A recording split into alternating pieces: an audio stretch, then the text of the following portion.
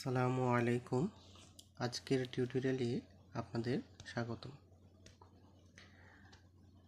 আজকের আলোচনার বিষয় হচ্ছে চাকরি স্থায়ীকরণে করণীয়। চাকরি স্থায়ীকরণ কী জন্য? সাধারণত সরকারি চাকরি অস্থায়ী ভিত্তিতে নিয়োগ দেওয়া হয়। পরবর্তীতে কয়েক বছর পর এটা 2-3 বছর হতে পারে ঊর্ধ্বতন কর্মকর্তা বরাবর চাকরি স্থায়ীকরণের আবেদন করা হয়। তো চাকরি স্থায়ীকরণের জন্য আপনার যে কাগজপত্র প্রয়োজন, প্রথমে আপনার লাগবে হচ্ছে আবেদনপত্র,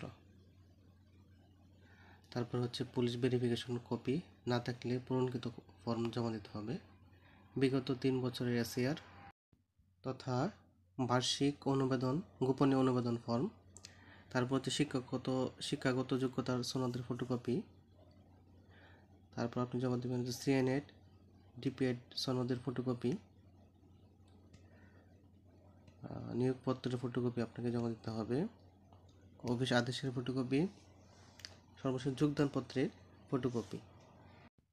অর্থাৎ এই কাগজগুলো আপনাকে জমা দিতে হবে। এখন আবেদনপত্রটা আপনারা কীভাবে লিখবেন তার একটা নমুনা আমি এখানে দিয়ে দিচ্ছি। যথারীতি আমরা যেভাবে আবেদনপত্র লিখি সেভাবেই, মানে কোনো অফিস মারফত কোনো আবেদনপত্র লিখলে যেভাবে লিখতে হয় সেভাবেই লিখবো আমরা। তারিখ দেব বরাবর জেলা প্রাথমিক শিক্ষা অফিসার ঢাকা, আপনার যে জেলা অনুযায়ী আপনারা লিখবেন।